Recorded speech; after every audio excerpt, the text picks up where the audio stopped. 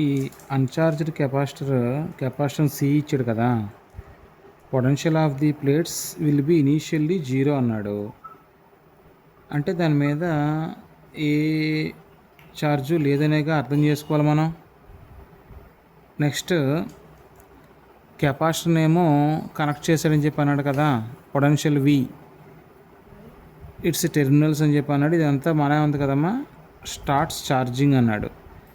Final potential difference across its plates will also be V. అంటే మరి ఇనీషియల్గా 0 ఉంది కదా, ఫైనల్గా పొటెన్షియల్ డిఫరెన్స్ వి వరకు ఇంక్రీజ్ అవుతుంది అనమాట దాని మీద ఛార్జెస్ వచ్చి చేరటం వల్ల. Amount of work done to place an additional charge dq on the capacitor is dw is equal to vdq. మనకి work done in terms of potential formula అదే కదా, W is equal to vq. దాన్ని differentiation form రాశాడనమాట. Total work done in charging the capacitor to q is W is equal to integral of dw. అంటే integration చేయడం idea ఉంది కదా. So right hand side left hand side upper ఈక్వేషన్ని integrate చేసేసాడు. దాని తర్వాత ఇదిగోండి ఇంటిగ్రేషన్ ఎక్కడి నుంచి 0 నుంచి q దాకా చేశాక v is equal to q by c. ఈ పొటెన్షియల్ ఫార్ములాని వాడు q బై cలో రాసుకున్నాడు. q is equal to cv. So q square by 2 వస్తుంది కదా integration in terms of q. కాబట్టి డినామినేటర్లో సి మామూలుగానే ఉండిపోయింది. అదంతా కూడా వర్క్ డన్ కాబట్టి డబ్ల్యూ ప్లేస్ని ఇన్ టర్మ్స్ ఆఫ్ ఎనర్జీ అంటే work done is equal to energy అవుతుంది కదా. వర్క్ ఎనర్జీ తీరం ఫస్ట్లో నేర్చుకున్నాం కదా. వర్క్ ఎనర్జీలు రెండు కూడా 10 రూపీ కాయిన్స్ కొన్నటువంటి బొమ్మ బొరుసు లాంటివి అనమాట. Q square by 2c. Energy UV is equal to మళ్ళీ Q is equal to CV రాశాడు కదా, హాఫ్ సివి స్క్వేర్ రావడం జరిగింది. ఓకే. ఎఫెక్ట్ ఆఫ్ డైఎలక్ట్రిక్ అని రాశాడు చూడండి.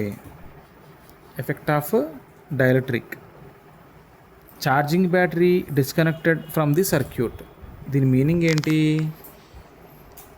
ఏదైతే బ్యాటరీ ఛార్జ్ చేస్తుందో అది కెపాసిటర్ని ఛార్జ్ చేశాక ఇట్ విల్ బి రిమూవ్డ్ అనమాట. బ్యాటరీ రిమూవ్ చేసేసాడు. ఏమా సివిక్యూ కెపాసిటెన్స్ పొటెన్షియల్ ఛార్జ్ అని చెప్పి అనేసిన తర్వాత కెపాసిటర్ వితౌట్ డైఎలక్ట్రిక్ అని చెప్పి అన్నాడు. అంటే ఈ ప్లేట్స్ మధ్యలో గ్యాప్ ఉందన్నమాట, ఎయిర్ అనేది ఉండడం మనం అర్థం చేసుకోవాలి. Charging battery is disconnected from the circuit and a dielectric of dielectric constant K is introduced between the plates. అది మామూలే కదా, ప్లేట్స్ మధ్యలో డైఎలక్ట్రిక్ ఇంట్రడ్యూస్ చేస్తాడు. Potential decreases by 1/k times and charge remains constant. Potential ఏమవుద్దండి 1/k times decrease అవుతుంది. యాక్చువల్గా potential decrease అవ్వడం గురించి మనం సెపరేట్గా చెప్పుకోవచ్చు. ఇక్కడ capacitance formula C is equal to Q by V అంటే సి డాష్ రాసాడు చూడండి, అంటే చేంజ్ అవుతుంది కాబట్టి క్యూ బై వి డాష్ రాశాడు.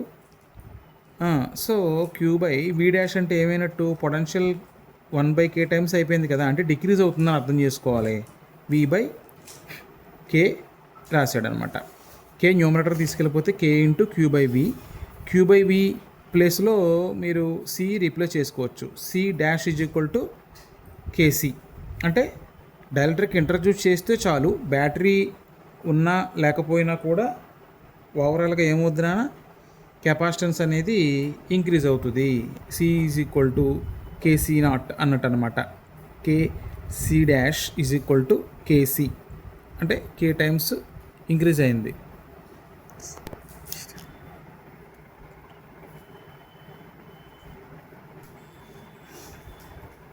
So next energy stored in the capacitor మామూలుగా ఫార్ములా ఇంకది ఆఫ్ క్యూవీ డాష్. సో దాన్ని అక్కడ half Q into V by K, so U by K. So K times ఏమైపోతుందన్నమాట, డిక్రీజ్ అవుతుంది.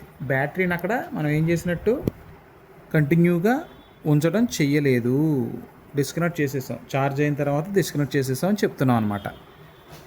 Charging battery కంటిన్యూగా connect చేసి ఉంచితే అంటే ఇక్కడ కాన్సెప్ట్ కన్ఫ్యూజ్ చేసే కాన్సెప్ట్ ఏంటంటే కంటిన్యూగా ఉంచడం వల్ల ఏం జరుగుద్ది, ఏమవుద్ది, పొటెన్షియల్ ఇందాక ఏమైందండి అంటే ఎనర్జీ కే టైమ్స్ డిక్రీజ్ అయింది కదా, ఇప్పుడు అది కే టైమ్స్ ఇంక్రీజ్ అవ్వడానికి ఛాన్సెస్ ఉన్నాయన్నమాట. Charging battery is connected in the circuit and dielectric constant K is introduced between the plates of the capacitor.